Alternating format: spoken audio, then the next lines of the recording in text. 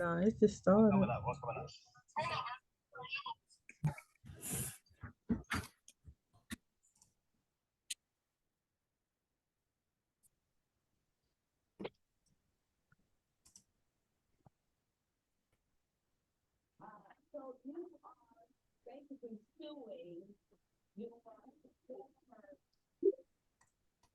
Good morning, all. Welcome to our webinar on sexual violence prevention in Maryland, 2019 to 2024.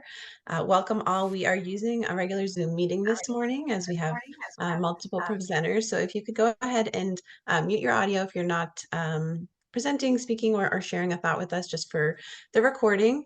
Good morning again and welcome everyone. And we will turn it over to Erin Boguski at the Maryland Department of Health. Thank you so much, Maddie. Can you hear me? Yes. Okay, great. Well, good morning, everyone, and welcome to a special edition of the Rise Maryland meeting. This week is really special because we are featuring the work of a number of folks who've been doing sexual violence prevention projects over the past 5 years.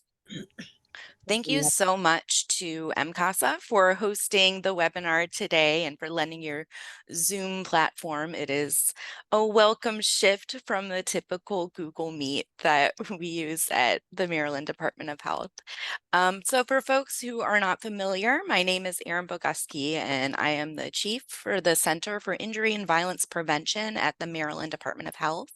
I serve as the Rape Prevention Education Director for the state of Maryland, and I directly liaise with the CDC to prioritize and support sexual violence prevention work happening in Maryland.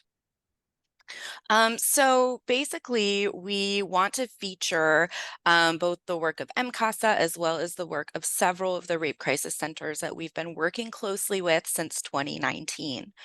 Basically, in 2019, the field of sexual violence prevention faced a challenge posed by the CDC. Basically, we were challenged to think about how we can leverage the education and awareness work that has traditionally been associated with sexual violence prevention, and how do we shift and scale up to community and societal levels.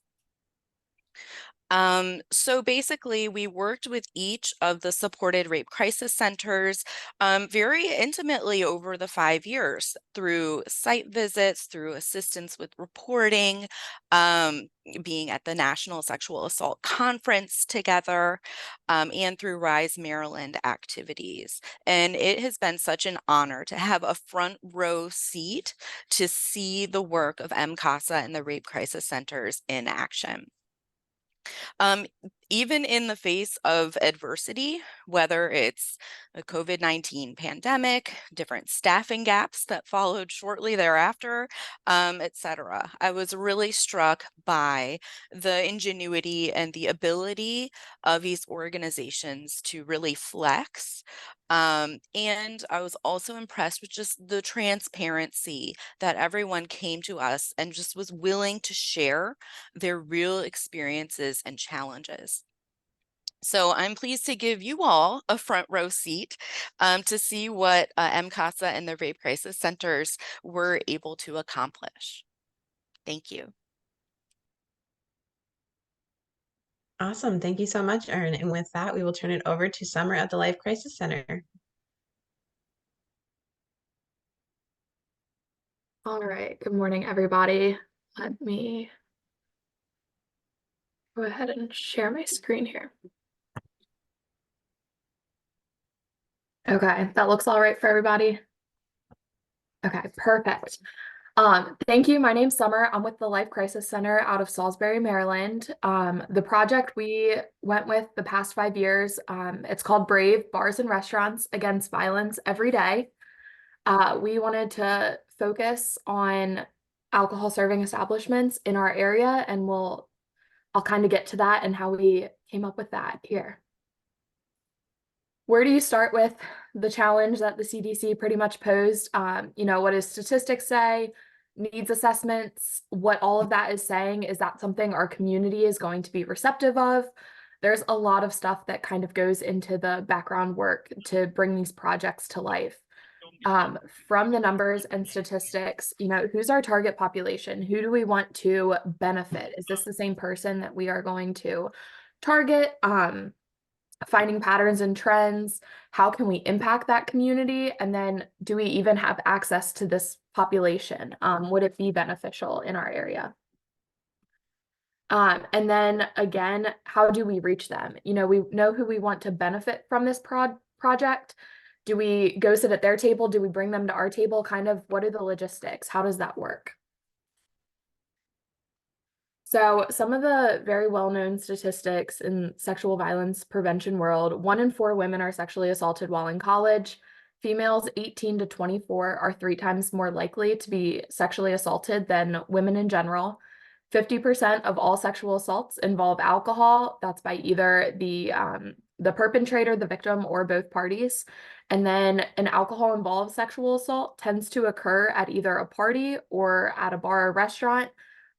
Sexual assaults that involve alcohol don't typically happen in either person's home. So from this, we decided like college-age females at alcohol-serving establishments, that's just kind of where we wanted our focus to be for this 5-year project.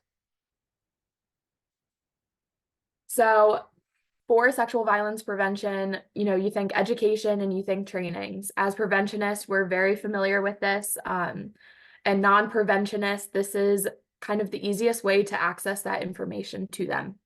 So we wanted to create an educational and prevention training program really designed for staff at alcohol serving establishments. We thought the best way for this was to have managers and owners schedule an all-staff meeting. We'd come in, conduct a training at their establishment during this time, and then use kind of the standard classroom presentation with a PowerPoint, a lecture, and then integrate in some like acting out of scenarios to really ensure that there's engagement and comprehension of the content between staff at these establishments. We thought that this was a realistic way to be able to reach the most amount of people to get our information across. And when we were looking at prevention on a community level, we really wanted to focus on switching the societal norms around bystander intervention and what sexual violence prevention looks like in an area where it's almost normalized and it's not talked about very often. So we thought that we'd be able to change the attitudes surrounding these things kind of with this idea. So this is where I came on. One of our big struggles was internal staff changes, and just between the different ideas and getting the ball rolling, I came on with Life Crisis about a little over 2 years ago, and this is kind of where we were at the time. Reality was staff meetings don't happen all that frequently at alcohol serving establishments like bars and restaurants. And they don't happen frequently enough for them to be able to give me an entire meeting to come in and do a training. They also have a high staff turnover rate.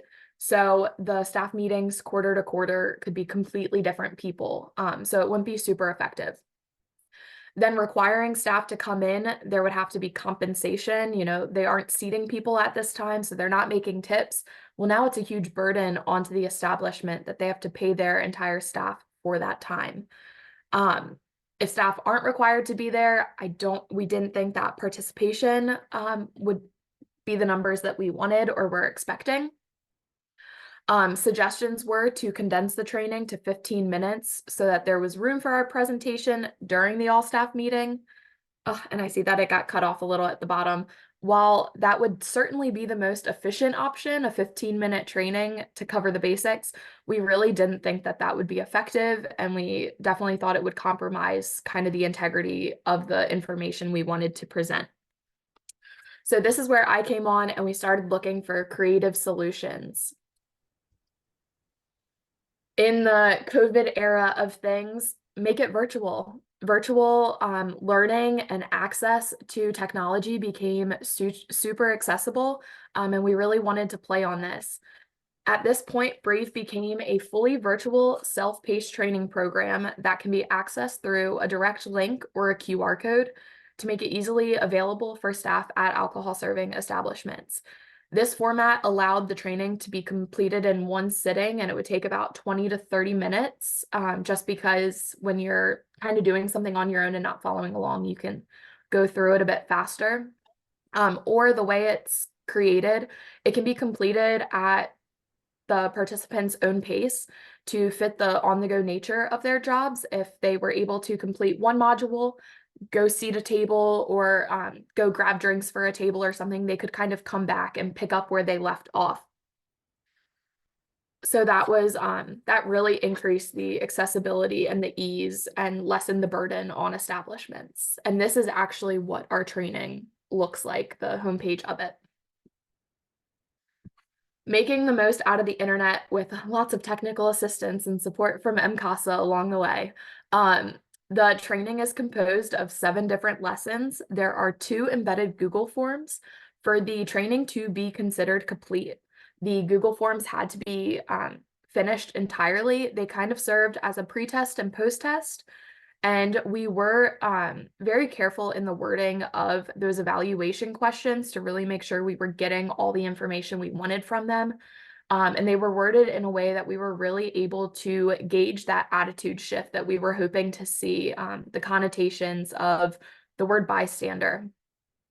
The modules themselves are interactive. There's different kind of activities throughout the lessons involving like matching definitions to words, fill in the blank, multiple choice, and that is also to just make sure that we are getting the engagement from participants because they're not sitting in front of us.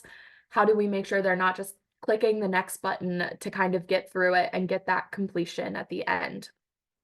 It can be done when convenient. The modules allow them to kind of exit and enter the training as needed.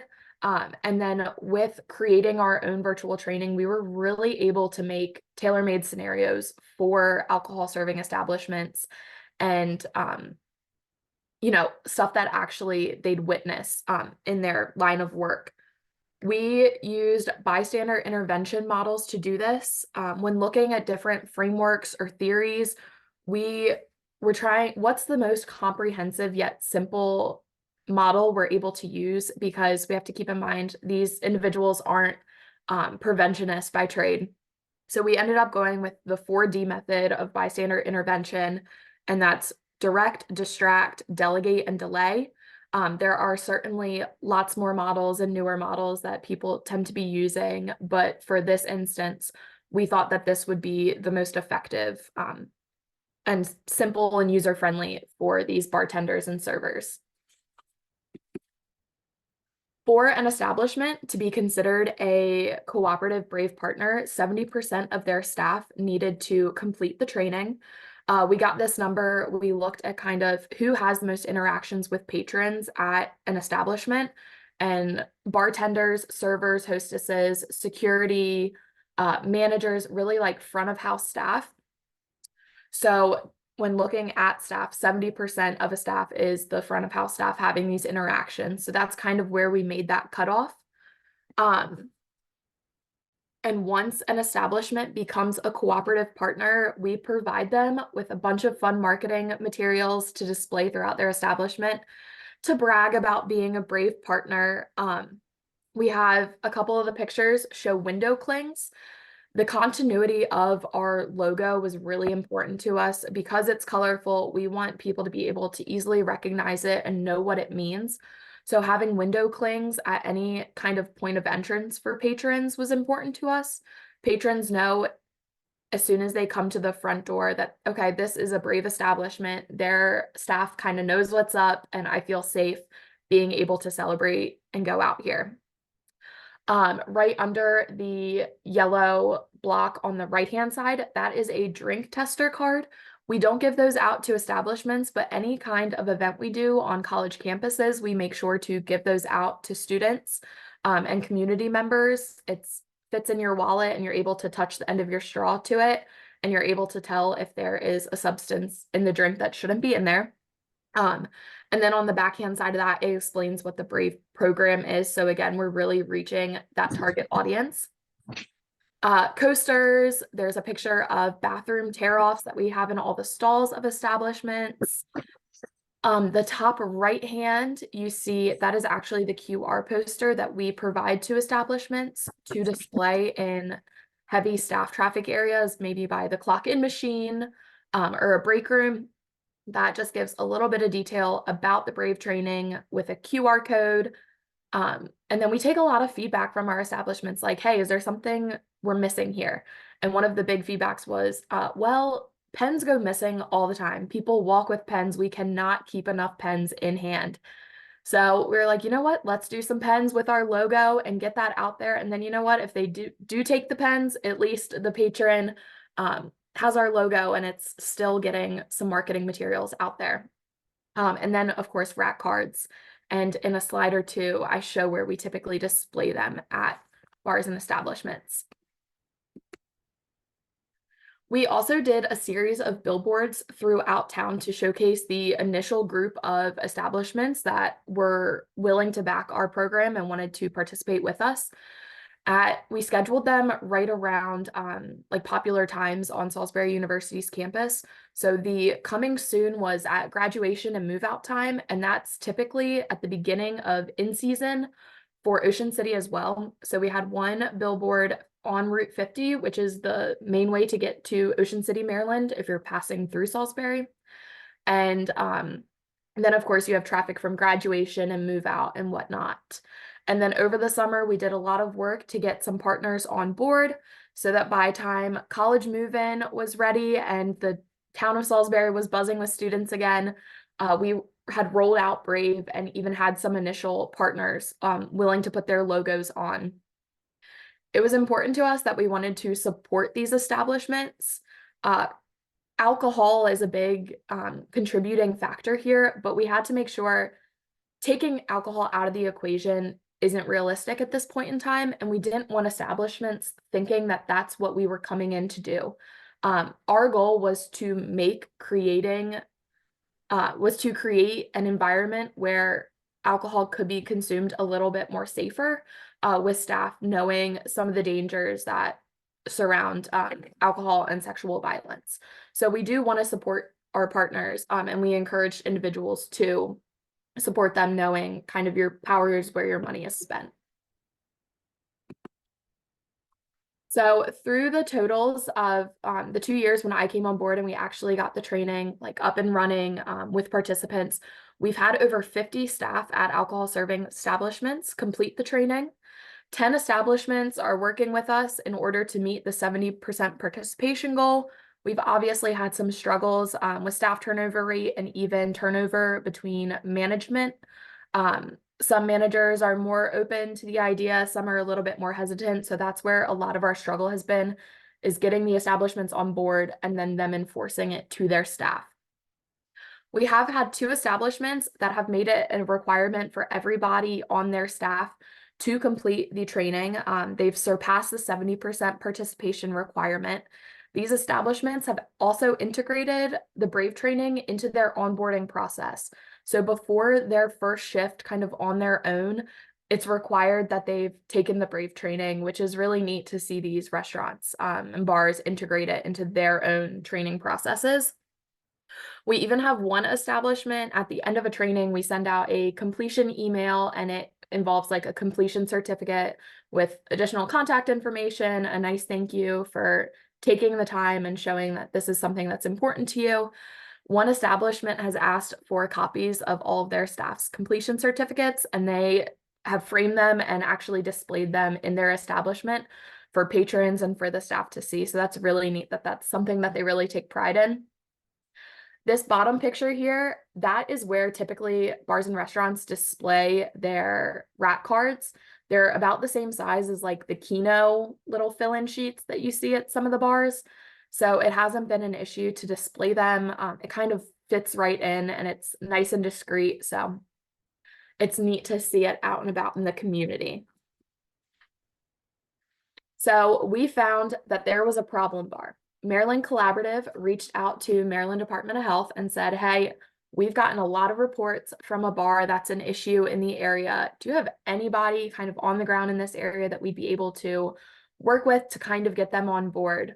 Erin and Tanisha brought that back to me, and I said, well, that's a problem for me too, because they aren't responding to emails. We aren't able to get the training in there. And unfortunately, this establishment wasn't hurting for business. They were still getting the college crowd. They still had plenty of revenue, and it wasn't hurting their kind of reputation. So we came up with a creative idea. How do we get the message across how important this is? And it's only going to strengthen their business, knowing that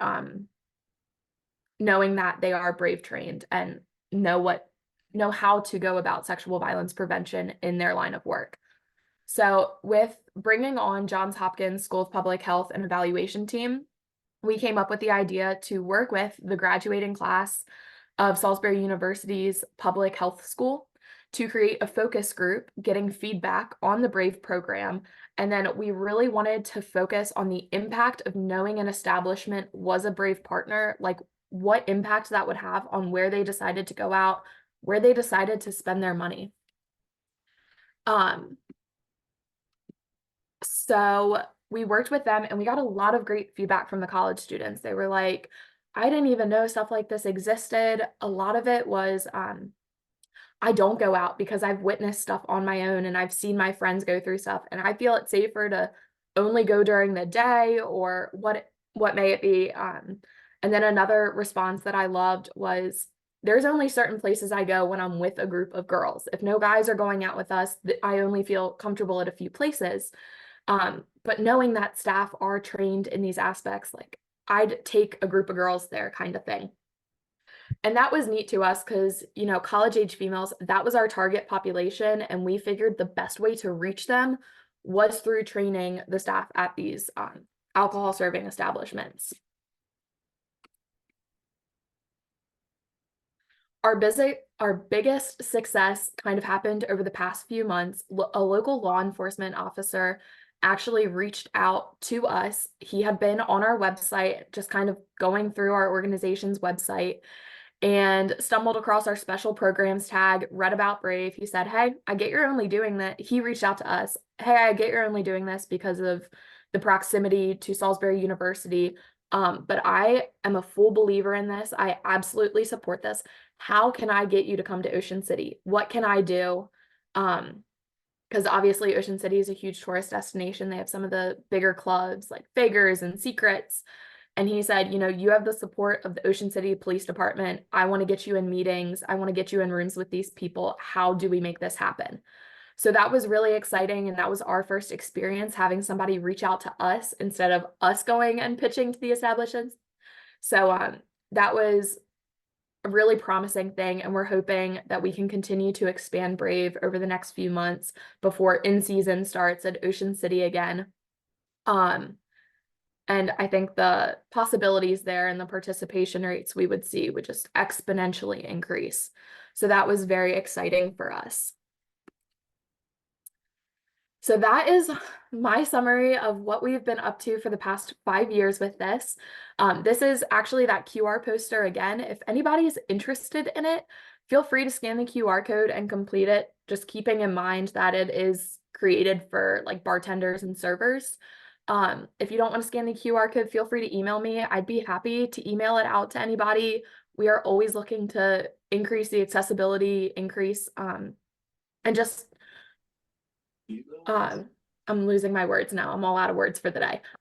We're always looking to make changes and improve our training and the accessibility of it. So I'd love to hear any feedback, any new ideas you have, maybe what else could we be doing to increase our participation rates. And then just a general big thank you to Maryland Department of Health, Rise Maryland, MCASA, and everybody else who has kind of had a hand in making this become a reality, and giving us the space to share. We really appreciate it. Like Hartley House, the focus for most of those 40 years has been squarely on responding to people in crisis and providing that support and shelter to people who are in crisis. And so prevention has always been a thing that people talk about, but you know, you kind of are trying to, you know, plug the hole in the dam, and you have to really triage the work. And so it wasn't until right around the time that we got this grant from the state that we were able to really look at our prevention work and say, how can we really start doing this in a more meaningful way beyond just the responding kind of way or just education. And we know education is important, but it can't be the only thing. So how do we move beyond that? And this grant really gave us that space and the possibility to move beyond that. So in 2019, that was a big year for us, for Hartley House on a lot of levels. For the first time, because of this grant, we were able to take a department that had been one person. And again, like a lot of you, I'm sure you can relate, the community outreach person was responsible for outreach, tabling events, volunteer management, and then prevention was kind of this thing that was tacked on, right? It was like, we're talking about it, we want to do it, but we don't really know how. And so this grant and this collaborative really gave us space to actually start creating a strategy for that, and allowed us to hire more people to really put in bodies to do the work in a way we hadn't been able to before. And so using that, we really started expanding that work. The first thing we did is we created like a task force or an advisory committee made up of people in the community who could help us strategize. And so that involved people from Frederick County Public Schools, from law enforcement, from the city and county government, and from the local colleges and universities, and then from the board of Hartley House, to really help us map out what that was going to look like. And the thing that we really wanted to do was take this imperative from the grant to move from that individual based type of prevention to that community based and societal level change. And so we really took that ecological model and use that as the basis for our planning. And then the other thing we did in 2019 is Hartley House actually purchased a property. And so prior to this, all of Hartley House's offices were in the same location as our shelter. So it's a confidential location. And we were actually able to buy property so that we could have a public facing space. And that was really exciting. And I was personally really excited because I got a little space for my team. And so we were now going to have a space where we could invite the community in for trainings and workshops. We were having those task force meetings there. We were prepping to have youth groups meeting there. And so it's just a really exciting time for Hartley House. We've got money, we've got space, we have a plan. We're really about to launch into this prevention space in a way we haven't before. So it was really exciting. And then of course, COVID happens, and like all of you, I think pivot became our word of the year. And so we really had to look at, what do we do with this plan now? And how do we still meet those goals while having to be quarantined and we're not able to be in the community in the way that we had planned on being? And so our first thing that we kind of transitioned to that virtual space was our CAPES program. And CAPES is a program that was designed by a former Hartley House client who really wanted to start opening the conversation around male survivors of sexual violence. And so we had this big summit planned. That was our first thing that we shifted. But it really gave us this way to see the power of that virtual space, because we had more people attend that virtual event than we would have had in person. And we were able to start those conversations. And while I don't see CAPES as fitting squarely into the prevention space, it is absolutely more in that awareness space.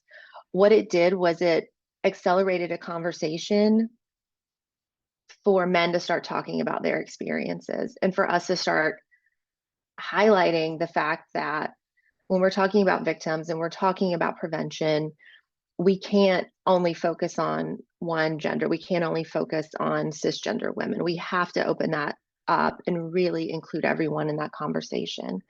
We also started offering online workshops for the community on around sexual violence, around prevention, just a lot of different topics. And again, that offered people who may not have connected with us in these other ways the space to come and join one of our programs, ask questions, learn, and really start thinking about their beliefs around sexual violence, the causes of it, and really thinking about what prevention could look like. And another cool thing that we did during that time was we partnered with One Love and Free State Justice to create an online 10-week group for LGBTQIA students between ages 10 to 14 to have really earnest conversations around dating violence, healthy relationships, setting boundaries, consent, and things like that. So that was another wonderful opportunity. And I don't know that we would have had the same attendance had it been in person that we were able to have online. So that was another way we really kind of took this moment and said, how can we build on it and use it to our advantage? Another thing, as some of you all might remember, is that another thing that was happening in late 2019, early 2020, is that we as a group were working on the state to create a statewide campaign around sexual assault prevention. We've been working with an outside group to kind of develop messaging. And the theme of that was we're over it. And I think we were all really excited. And then the pandemic came and things, of course, got shifted around, funding got shifted. But Hartley House, we really loved that idea. And so we said, we're gonna build on it. And, we talked with Aaron and everyone, and like, we're gonna still run with this idea, but just in Frederick County. And so we did. So we used that same we're over it language and developed our own campaign. So this was our first real campaign when we're talking about this RFPA work, and it was this community-wide campaign and really looking at shifting those societal norms. And so we partnered with a new marketing group. We had just hired on a new marketing group to do our website and everything. And we went and we talked to them and we said, we want to do something that's out of the box. We want something that's not screaming Hartley House, because Hartley House is, you've been in a place for 40 years. Our logo is pretty well known. And our logo is also kind of can lean feminine, and so we're like, we want to move away from that Hartley House look and let's create something that's a little different. And we also wanted to really use this to start moving that conversation away from what should a potential victim do to protect themselves and what should the community be doing to really take ownership in prevention, to really say we're responsible as a collective for creating a safer space, a safer county. And so that's what this messaging was really trying to do. It's like, it's not the victim's fault. It's the fault of the perpetrator, but it's also the fault of the community that allows violence to perpetuate, that laughs off rape jokes, that says it's just locker room talk when something happens, and diminishes types of violence as not really a big deal. And so we really wanted to shift that conversation. And so we came up with 4 graphics to do this. And so these are 2 of them. And the zipping your lip was a favorite among staff and the community. The other thing we did with these pieces is that we did kind of some focus group testing with some of our former clients, with Hartley House staff, and then just with some other community members, because we knew this was going to be a little different. And while we know we can't avoid offending everyone at all times, we did want to make sure we weren't inadvertently causing harm with any imaging or messaging. And so we definitely got feedback before we launched. And then these are the other two images. And what this looked like on this countywide campaign is that we had these images on all the buses in Frederick County, So some of them are on the back of a bus. So if you're at a red light, you're just sitting at, this is what you're seeing on the back of a bus. We had radio ads, and we also had commercials that were running on local news stations, as well as at the movie theater, and just online, and some online advertising. And the other thing we did that we had not done before to the scale is that we had all of these printed, all of these were done in English and in Spanish. So we had them in Spanish on the buses, we had them in English on the buses, and really wanting to make sure that we weren't just speaking to one type of audience. Now, when we look at the feedback we got, and really talking about some of the hiccups with this campaign, is not everyone got it, for sure. And there was some concern that we're still using gendered language on this, which we absolutely acknowledge, especially the one that you're looking at right now with the kind of the chess pieces, that it's not her fault, it's yours. But we use that as a launching place to have these conversations. And we had so many conversations online.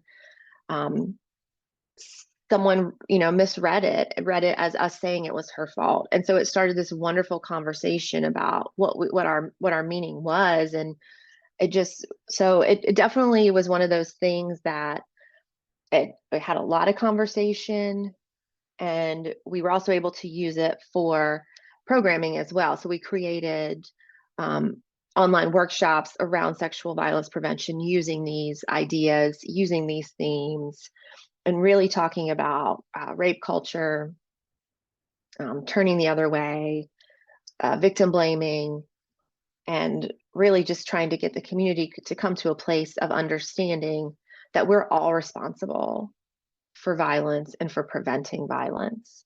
So I love this campaign. It still is one of my favorites, and we definitely got a lot of mileage out of it, which I appreciate.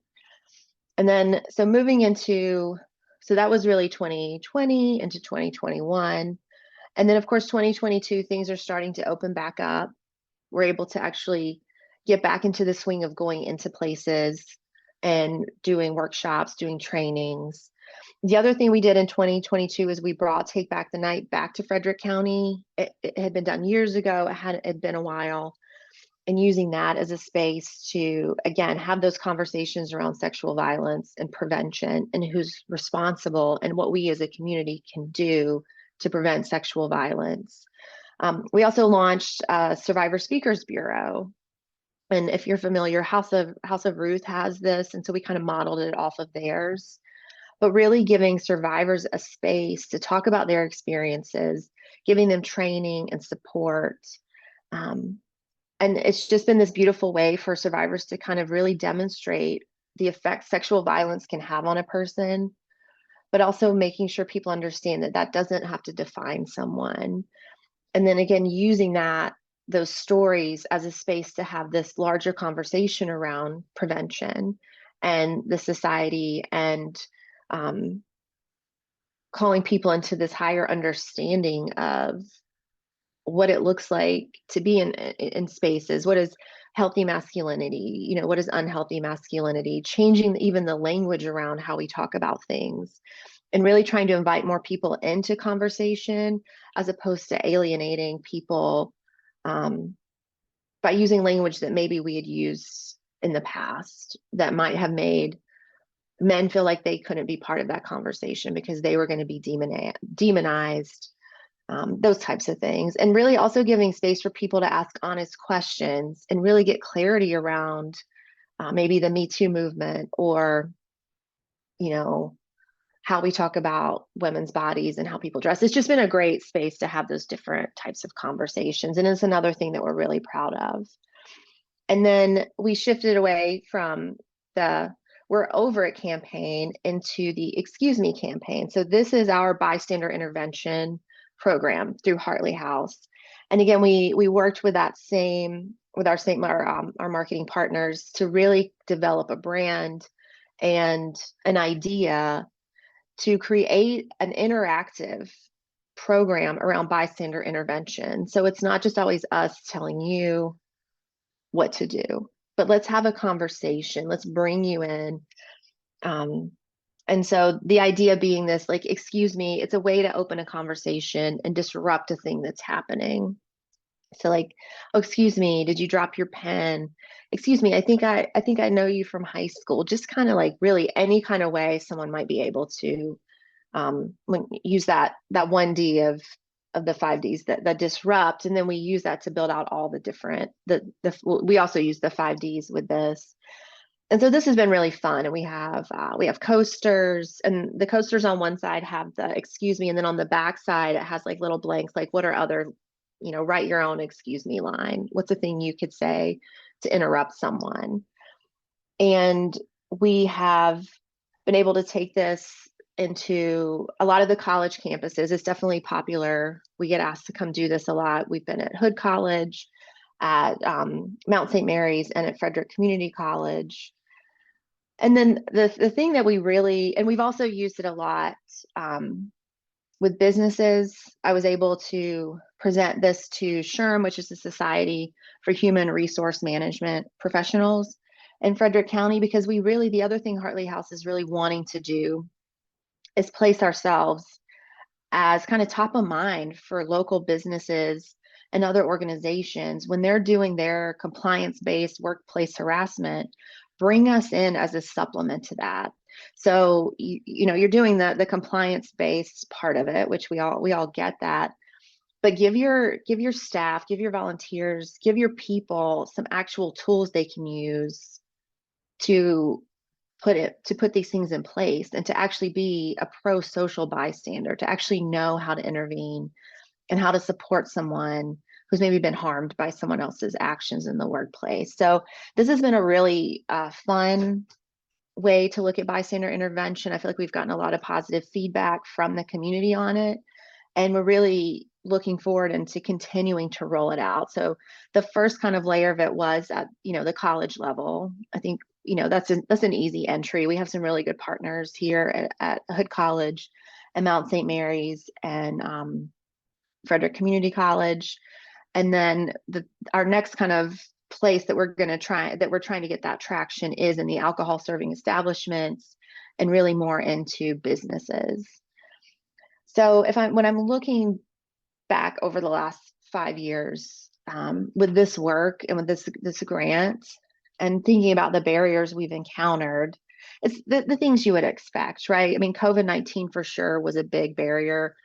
It kind of stopped a lot of us in our tracks, and we really had to kind of evaluate, how do we keep moving forward with this work in this space?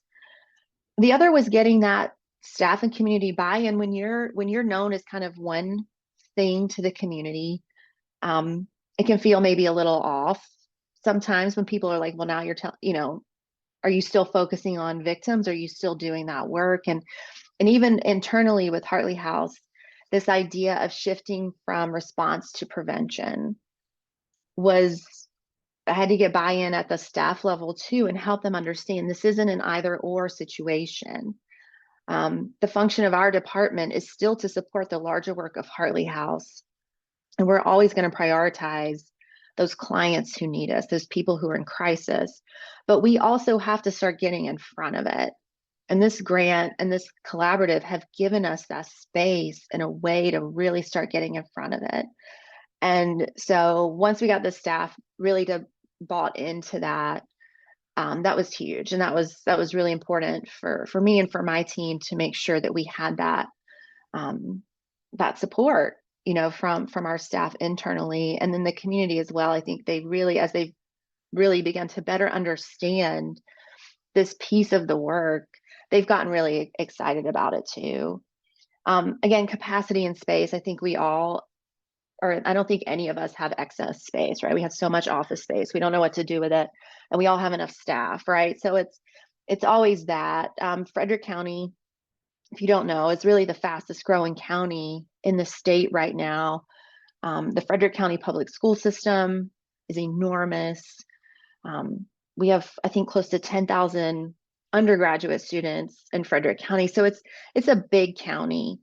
And so it's myself and 2 other staff. So 3 people blanketing a county of this size is not easy. So that's always a thing, is trying to figure out how do we reach more people? How do we get in front of more people? And so a way we're addressing that is we also started an ambassador program where we're moving, not a traditional volunteer program, but we're actually training community members who want to come alongside us to go out and do these presentations as well. And so we're creating a train the trainer program with that excuse me piece, so that we have more people who are able to take that bystander intervention training out into the community, to their spaces where they already are, and just get that out to as many people as possible.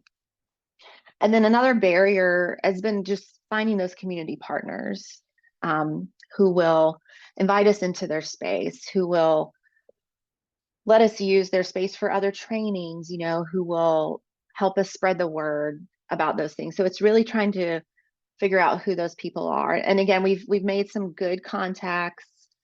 And again, you all might have this situation too, where it's like people get really excited about it. Yeah, I want to help, but then the follow through isn't always there. And so it becomes this kind of cycle of the following up cycle and getting stuff nailed down. But we really have, I would say this year has been our best year in terms of really figuring out who those community partners are and getting some good commitment for people who are willing to host us, to host these bystander intervention trainings, and to, again, push that out more into the community for what we're doing.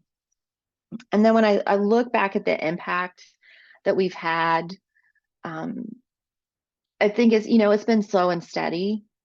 I mean, we certainly haven't, you know, we're not at a 0 client rate at Hartley House. And the way I look at it, I think we're going to kind of have a tipping point. We've actually seen our numbers go up as we've done more of this prevention work. But I think that's going to be a natural outcome of more people understanding where Hartley House is, what we do, and who we're here for.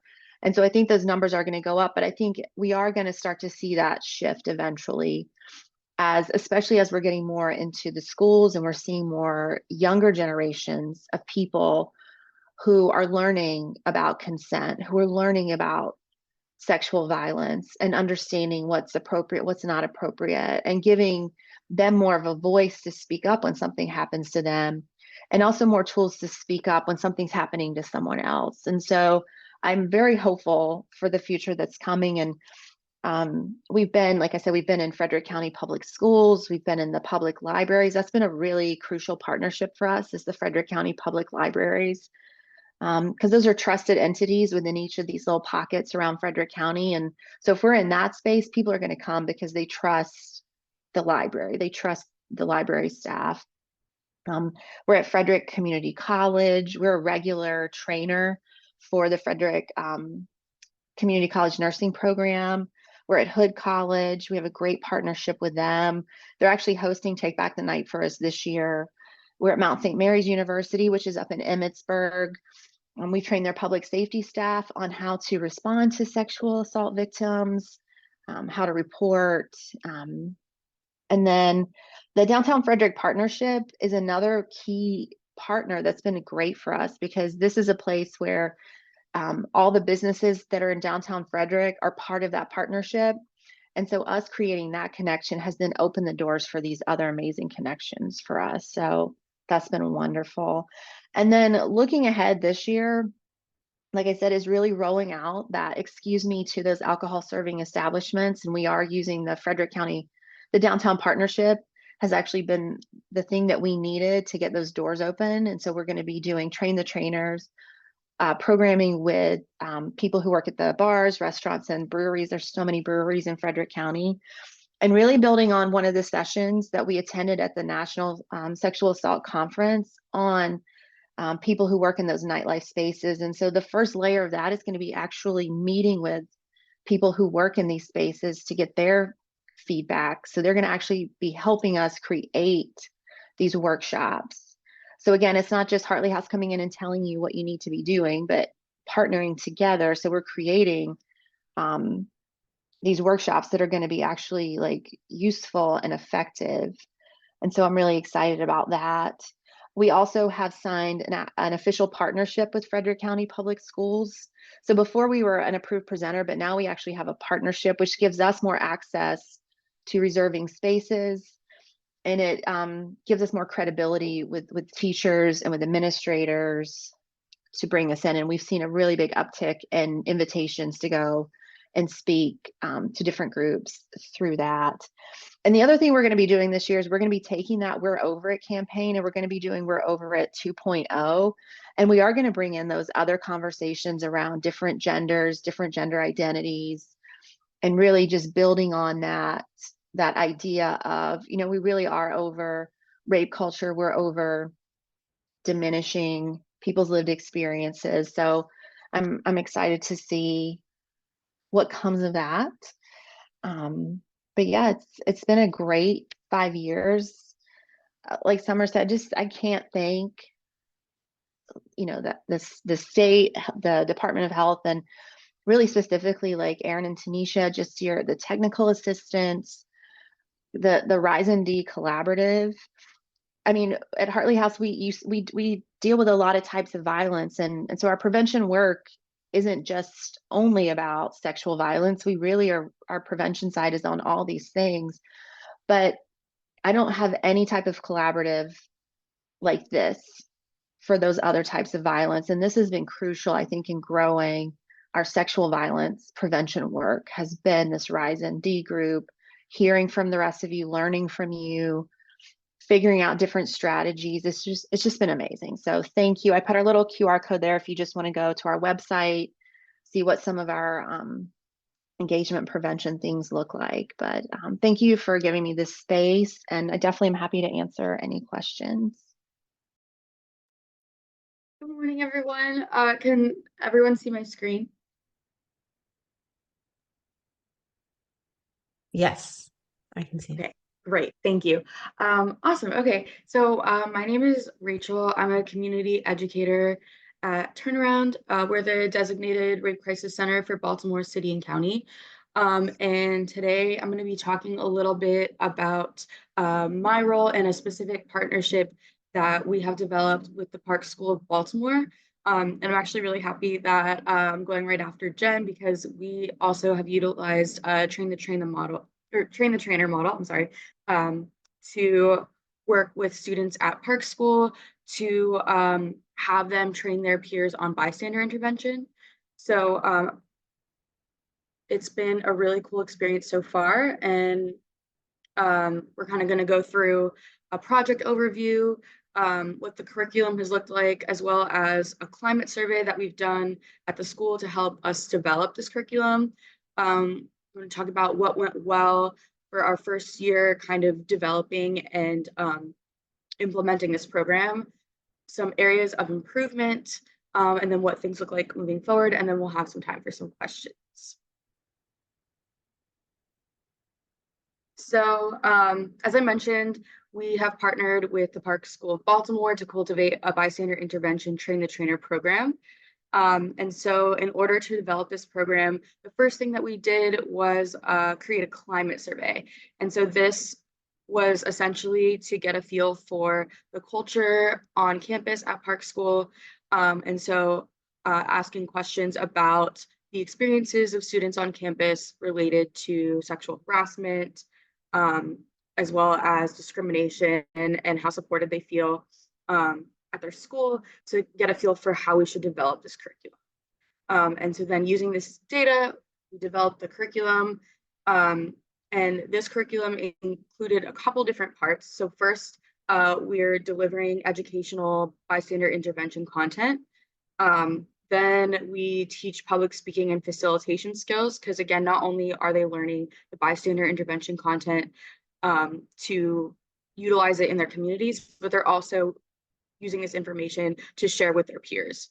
And then the final kind of objective of the curriculum is having student facilitators present to their peers on what they've learned as part of the bystander intervention program. And this is done through a class that the students have. It's called Wellness, where they have kind of diversity, equity, and inclusion conversations and presenters.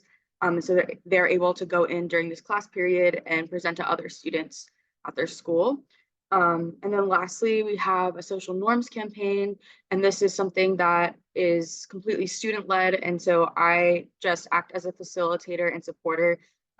Essentially, they come up with a social norm that they're passionate about changing, and trying to do something to create a different culture at their school. And so again, my role is just to support them in being able to ensure that this is possible.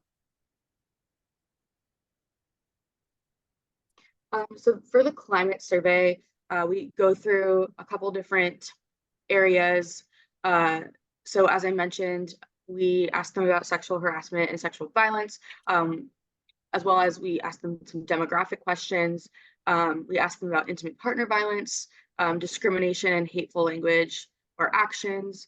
We asked them about their knowledge of bystander intervention, because if they know a lot of things already, then maybe we don't need to go into super basics of bystander intervention. But if they don't have a solid understanding of bystander intervention, it's more helpful to kind of go through that introductory level stuff. And then lastly, student support system. So how students feel they're being supported by the administration, staff, etc. And then this picture is just kind of an example of how we present this information to the school.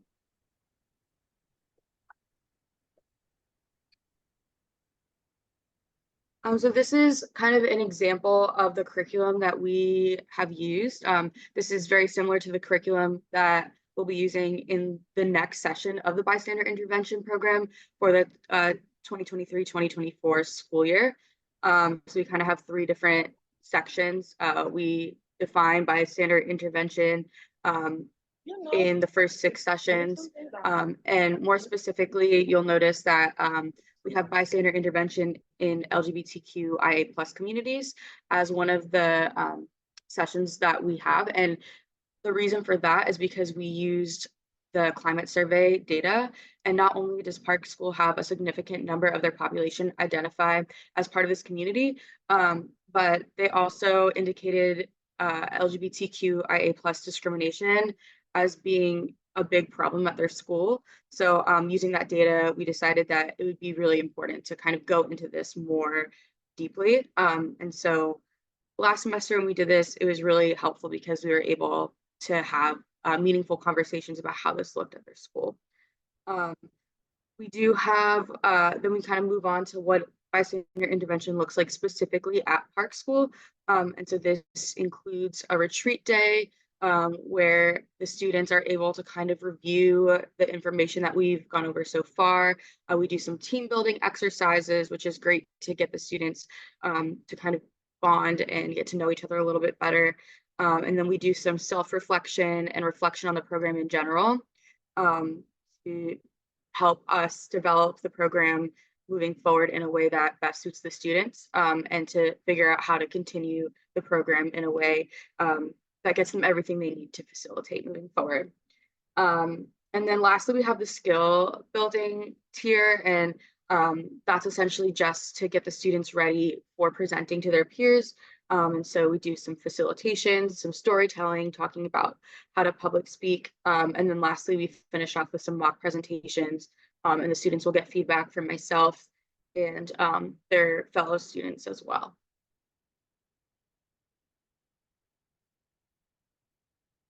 One awesome thing that we're able to do with this program is that we're able to offer stipends.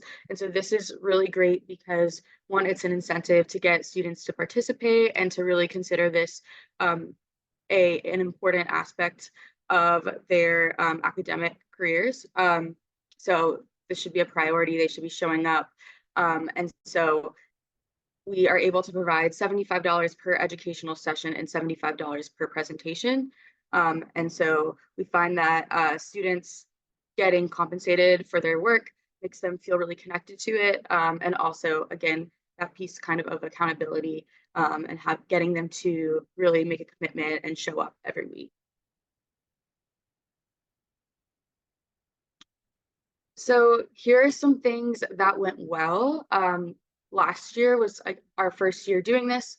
And so we're about to start our second year of this bystander intervention train the trainer model. And so in reflecting on what went well, it's really evident that students learn better from each other. So in watching the students present to their peers, it was apparent that students are much more engaged and present when learning from the student facilitators.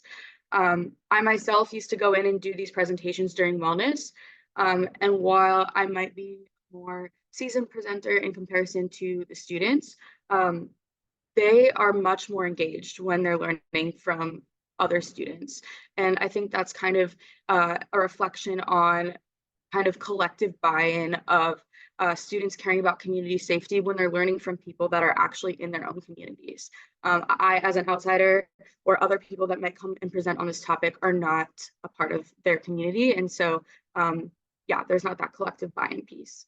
The students that are engaging in this program are incredibly compassionate and collaborative, and yeah, they really care about community safety and violence prevention and de-escalation. So they engaged with the material and each other in a meaningful way. They reflected on the Park School community norms and culture. And every week I would go in with some content, but we would end up having these really important conversations about community safety and issues that they're facing at their school. And so that passion really came through in being community leaders, which is really, really awesome to see. And then another thing that went really well was our outreach. So student interest in the program tripled after the last school year. So we're now hosting 2 separate sessions to accommodate the increased interest. Last year we had 8 students who participated in the program. This year we had 35 students that showed up for interest meetings, which is incredible. We will see how many students were able to get to sign up for the program because it starts at the end of the week, actually. But so far we have about 15 students who have signed up. And yeah, in doing the interest meetings, we were able to find out that students were hearing about the program not only from the outreach we've done through tabling events and such, but also through actually just hearing from their peers. So that was really cool to hear that they're not only learning about it from the outreach that we are facilitating, but also that students are talking to each other and hearing positive things about the program and wanting to participate. Okay, so some things that are opportunities for growth. We had some delays due to some technical issues this year.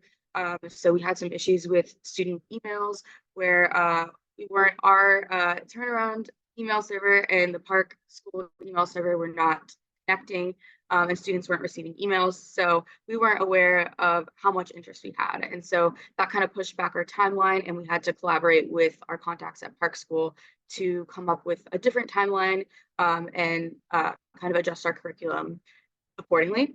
And then in the last school year, we had some scheduling conflicts.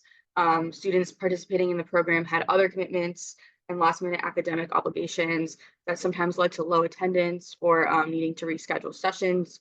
And so these are issues that came up, but they also gave us valuable insight on how to correct these actions moving forward. And so this year, I feel really confident that we will avoid some of these conflicts. And so some of the things that we're doing to overcome these barriers are to include clear directives about commitment, communication, expectations, attendance, and stipends up front. So being really clear about what the program is going to entail and what is expected of students, so that if they're unable to show up because of other commitments, that maybe this isn't the program for them, and we have enough interest now that we can kind of be a little bit more, I guess, allow students who have more passion about this and are able to prioritize it more to kind of go to the forefront and participate rather than students who may not be able to do the same. So we've also been working with contacts at Park School to overcome scheduling and technological mishaps. And an important thing for us is just to be flexible and willing to adapt to the schedule based on student need and unexpected barriers. Regardless of if we do everything right, there's going to be things that come up. And so we just need to have some grace and flexibility and be able to move things around when needed. And another thing that we're working on is facilitating another climate survey to see how culture is changing and to ensure that the curriculum is up to date with the school's needs. So really making sure that our curriculum is if students are feeling like LGBTQ harassment is the most important thing right now, and then we do the survey again, and they're finding that sexual violence is the most important thing to focus on, we can shift our focus and really base it on what the students feel is most important. And then also just seeing, kind of being able to address over time how the culture is changing, and hopefully seeing some progress in how students are feeling they're being supported at their school. And so as part of this train the trainer model that we're doing at Park School, this was not kind of just a one-off situation. It's really important to us that we are expanding this model to other schools, other organizations. And so our partnership with Notre Dame University, in kind of doing other presentations, we were able to have conversations about the bystander intervention program that we have at Park, and they were very interested in having something like that at their university. And so we are collaborating with them on developing a college level bystander intervention program utilizing the train the trainer model. And we're currently working on creating the survey to kind of be more college based instead of high school. And so in doing that, we will be able to get a good idea for the curriculum that will be used at Notre Dame. And then using that data, we will create a curriculum based on that data. And this train the trainer educational piece will start over the summer, and then they will be giving trainings to students kind of at the beginning of the school year. They have a required bystander intervention training that they have to go to that I gave last year. And so this year they're going to be the ones that are giving it. And so yeah, we're really excited to expand it on to another school to have the model not only be accessible to high school, but also college as well. And so hopefully as we continue to expand this, we'll be able to make an impact in more places and be able to have the model adapt to various different situations, maybe not just schools. So that's kind of what we've been doing so far with this model. We're very excited with all of the progress that we've made with it at Park. And I feel like we've learned a lot about kind of what has been working and what we need to adjust. But so far it's been just like a joy to be working with these students, and it feels like they are really being able to make an impact in their community and are really passionate about community safety. And yeah, I think that is all I have, but does anyone have any questions? So we are with the Maryland Coalition Against Sexual Assault, which is the federally recognized state coalition working to help prevent sexual assault, advocate for accessible, compassionate care for survivors, and holding offenders accountable. MCASA also houses the Sexual Assault Legal Institute, where we have legal advocates and staff attorneys that provide free legal services to survivors statewide who are looking to go through the criminal or civil legal system. So as the coalition, we have 3 strategies that have been funded through RPE from 2019 to 2024. One is promoting social norms that protect against sexual violence in Maryland. This is what we call our coalition building strategy as a statewide entity. Secondly, one of the projects that I work on is creating protective environments by improving safety and monitoring in Maryland colleges and schools. And Alyssa will talk about her work on sexual violence prevention for the LGBTQ community. So for coalition building, our goal is to promote social norms that protect against sexual violence through our community outreach and engagement. So this is achieved through a lot of things. If you're familiar with MCASA's website, a lot of the things on there under the prevention tab and many other places on our site fall under this work. So we participate in community events and Sexual Assault Awareness Month in April. So we do a lot of tabling and partnership work with colleges and universities throughout the state. Other community organizations that might be hosting awareness events, might be fundraisers, 5Ks for their cause, things like that. where a presence to talk about sexual violence and prevention is important to them and important for us to be out in the community so that folks know MCASA is here and then know about all the amazing work done by their local rape crisis center as well. We also create and update and distribute many brochures. So we have many that fall into the prevention category, things like preventing child sexual abuse, technology and safety, as well as our college prevention series. So one that's a bystander intervention focus called The Power of One that we have in both English and Spanish, as well as engaging students more generally in prevention work, as well as engaging guys and male identified students in prevention work on college campuses. So we have an abundance of brochures there that we fund through this grant on those prevention specific brochures as well. And that includes developing them, updating them annually, making sure we have the most up-to-date contact, resources, tools for folks throughout the state. As I started to mention, that also includes updating our website. So we have a variety of pages on there that provide both MCASA created resources and links to other resources from our partner organizations, such as National Sexual Violence Resource Center and Prevent Connect, and other folks locally who are doing a lot of great prevention work. So really being a resource hub to find all that information. And if there's something in particular folks throughout the state are looking for that we don't have on the site, we are happy to do that additional research and technical assistance to make sure they have the tools they need. This also includes publishing Frontline. So that's our quarterly newsletter where we have 5-column topics. There's always a prevention corner piece that highlights new and emerging research or new approaches to prevention work, which has been really interesting and exciting. We published a piece about survivor safety, which typically takes a technology focus in the last few years as well as highlighting needs and experiences of underserved populations, both in Maryland and nationwide as well. We also participate in and develop social media campaigns. So we are on Instagram, Twitter, and Facebook, posting prevention related content, as well as just general content, raising awareness of MCASA and resources as well. We also provide technical assistance, training, and resources to our member rape crisis centers, as well as really any other service provider that is looking for more information.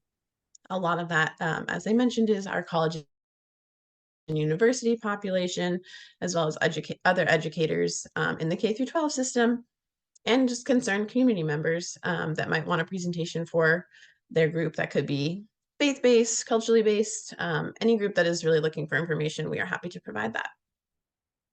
And then we also specifically conduct outreach to underserved populations, so particularly through coordinating the Maryland Women of Color Network and planning their annual conference. Our colleague Leah does that work as the Underserved Populations Policy Advocate. So that is a big partnership as well between MCASA and the Department of Health and all the folks involved in the Maryland Women of Color Network. We've also been able, for all of our tabling events out in the community, been able to get consent-centered giveaways. So I put some images here of those. We have had stickers on the left side of the screen, as well as consent message condoms and dental dams, as well as pens that we've been able to produce and give out to really continue that messaging after folks engage with us at a table or at a training, that they have something to take away as well. That continues the conversation about consent and MCASA resources and being able to find us online or via phone afterwards. And so the second piece of my role with the RPE funding is creating protective environments grants. So the goal of this, again, was to improve safety and monitoring in schools as an approach to creating protective environments, which is one of the STOP SV technical strategies from the CDC. And so our initial plan in the foundations of this grant back in 2019, before I was with MCASA, was for MCASA to implement hotspot mapping activities with Maryland colleges and universities, and then provide technical assistance, tool development, and analysis to help students identify unsafe situations, areas, or times on their campus, and how to change those elements of the environment. So we were going to be doing that kind of intensive TA with some campuses to help them work on hotspot mapping and identifying risk areas where students either felt unsafe or where reports of sexual violence were happening. And this was adopted in 2020 when researchers at Johns Hopkins University School of Public Health received funding for related and collaborative research. So in late 2020, we began working with a team of researchers from Johns Hopkins University, the Maryland Department of Health, and campus partners from Bowie State University and St. Mary's College of Maryland, which you'll get to hear more about them in the second session on Thursday if you're able to attend that. As what is called the Hotspot Mapping Core Team. So really a collaborative effort to look at changing environments specifically to Maryland College and University campuses. So as a team that we've now been able to form, which is really exciting that this work was able to overlap, as MCASA, we're providing that kind of TA and practitioner perspective, and our team at Johns Hopkins is doing the research design and data analysis piece with our campus partners. So this is just a little bit more about the collaborative grant that Johns Hopkins received for creating protective environments in higher education, and is designed for this research practice collaboration with RPE partners. So really worked out well that we were able to connect on this, and Pete, my colleague who has been working on this project with me, is on the call or was on the call. So shout out to Pete and Michelle at Johns Hopkins for this really exciting collaborative work we've been able to do together. And so what exactly is environmental and situational prevention? This is the term that came out of our work thinking about hotspot mapping, but hotspot mapping really being a tool to identify areas, situations where harm might be happening, and using that information to figure out what we might be able to change about the physical environment, the social environment, or the situational context that really addresses those community and societal level parts of the socio-ecological model that CDC has directed us to look into more. So in the physical environment, that might be natural features or manufactured objects, streets, lighting, sight lines, things like that in the physical environment. And a lot of this has been really interesting looking at the social environment. So what are the social norms and dynamics in a space that outline how people can or should act or are societally expected to act in a space, and really thinking about that both online and in person. I think that's a big transition, as many folks have talked about. Doing this work throughout the pandemic is thinking of how all of these interactions are moving online, and how that impacts the work we're doing, and thinking about how do we change a digital space as well. And then there's a situational context. So this is the dynamic factors that might be the time of year, the season, the time of day, the things you're trying to do. Are you studying? Are you in class? Are you having lunch with friends? Are you out at a party? All of these different pieces of the situational context that tell us what you're doing or what you hope to do in a space.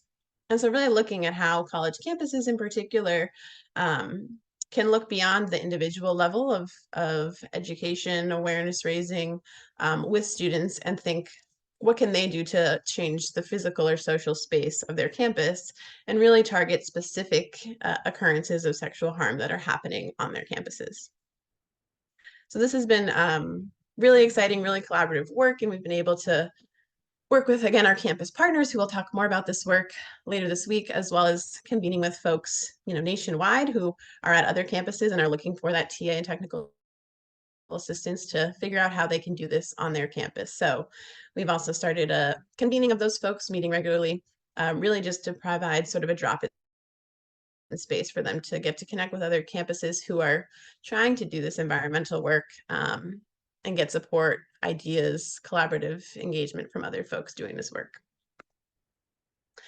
And so out of the work throughout the project, in August of 2022, we published our guide, Environmental and Situational Strategies for Sexual Violence Prevention, which provides a 5-step framework for campus partners, and we believe can be adapted to communities and other places that are not campus specific, but this approach, taking a campus specific approach, that walks folks through a 5-step framework of how to build a team, who needs to be involved in the process, how to summarize and find existing data on your campus to really make a targeted intervention, how to collect additional data if you're finding gaps in the information you do have about your campus and your student experiences, and then figuring out what you're going to address and how you're going to address it, what kind of intervention you might build on that environmental level. So I have a QR code here. I'll drop the link after as well to the website, but this is housed right on MCASA's page under environmental and situational prevention.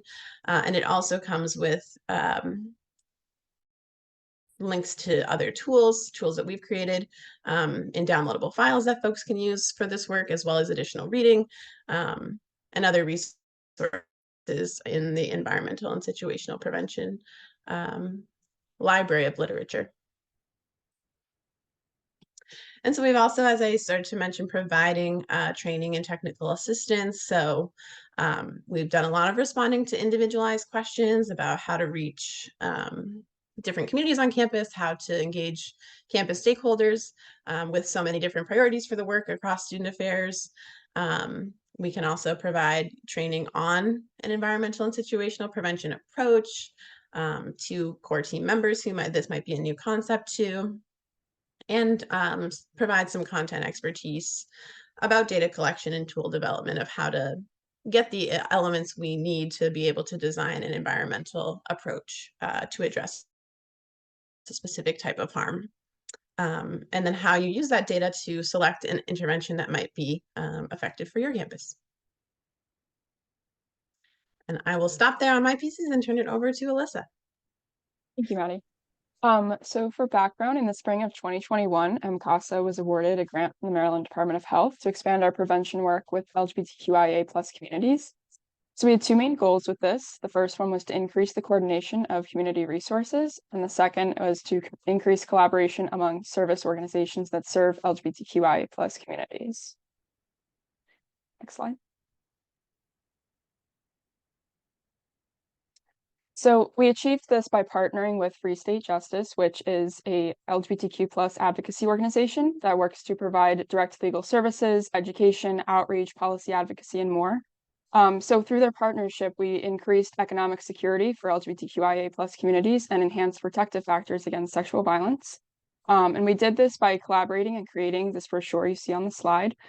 This is also available on our website through our brochure library. So this contains information related to sexual assault and how it specifically impacts the LGBTQ+ community, how it may show up, like legal resources, other resources, task forces, information available to these communities.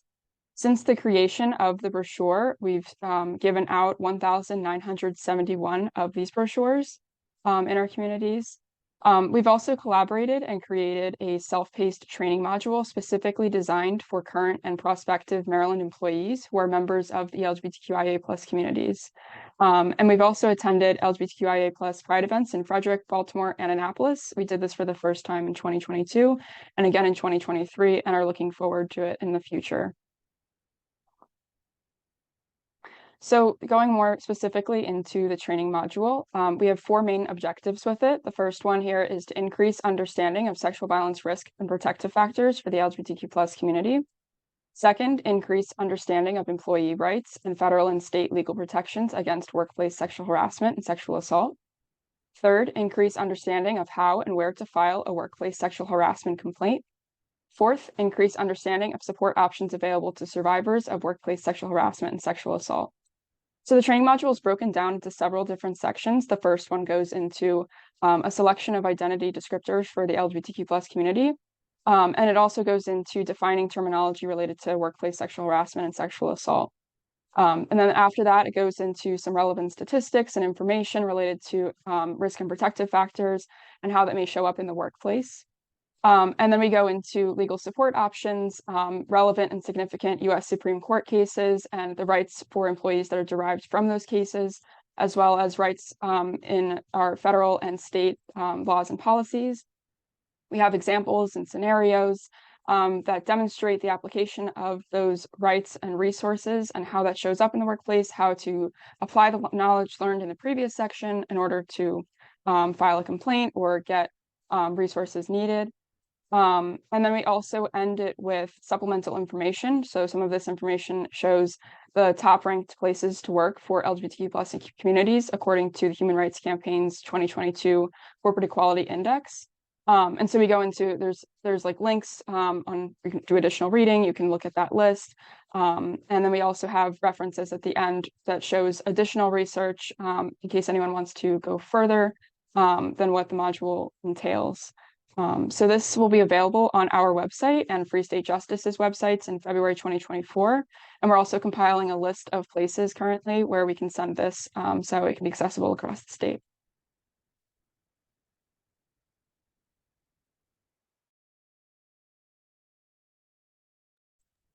So any questions on anything that we presented?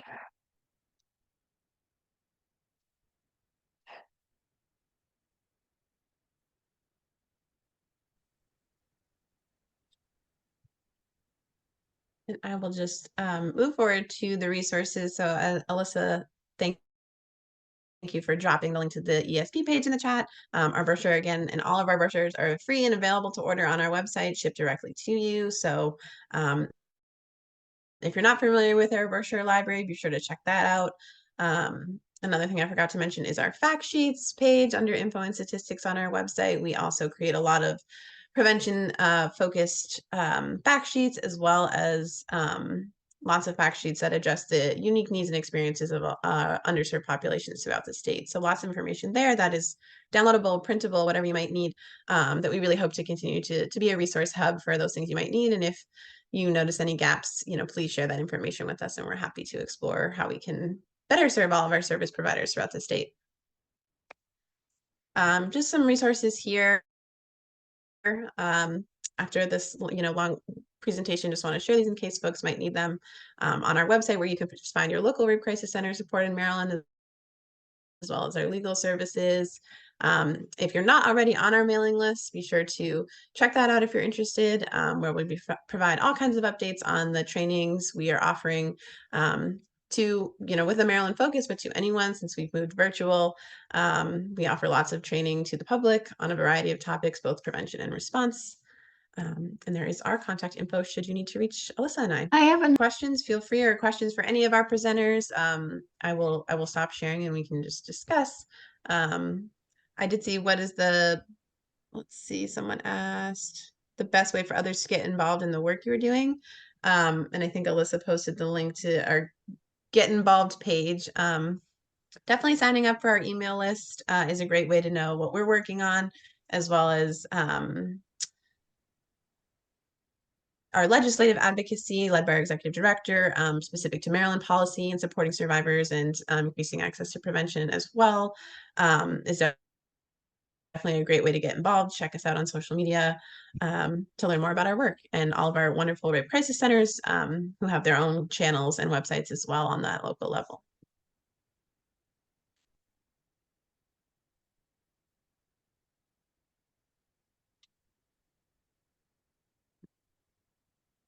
Any other questions?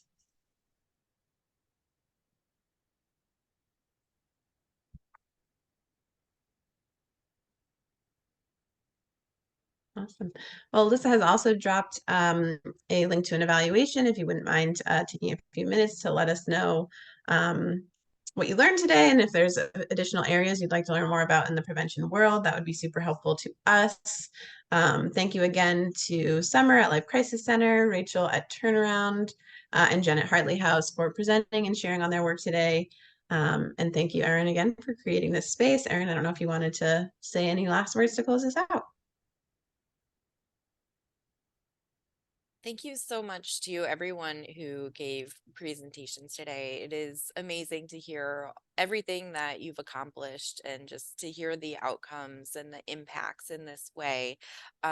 It's really beyond anything we could ever read in a report. So I really appreciate that. Now I know we have a bunch of folks on here who are not necessarily part of our Rise Maryland initiative, but if you're interested in joining Rise Maryland, you can email me. I'll put my email in the chat. We meet about every 2 months to really hone in on primary prevention of sexual violence and related forms of violence. And we really look at our Rise Maryland members as experts in the field who inform our work and our priorities. And we try to return the favor of getting all of their expertise by building capacity and coalition building and providing opportunities for professional development. So you're welcome. Anyone's welcome to join Rise Maryland. And we will be following up with some additional opportunities in 2024 to participate in our state action planning for sexual violence prevention, our state evaluation planning for sexual violence prevention, and we will be sharing some professional opportunities, professional development opportunities related to sexual violence and health equity and sexual violence and social determinants of health to help expand all of our capacity. So folks who are part of Rise Maryland are welcome to join those. So feel free to send me an email and we'll get you added to the list and to upcoming calendar invites. Thanks again to Maddie and to all the Rape Crisis Centers for sharing your work. Great. Thanks, everyone. Have a great rest of your day. See you on Thursday. Thank For part you. two. Thank you. Thank you very much.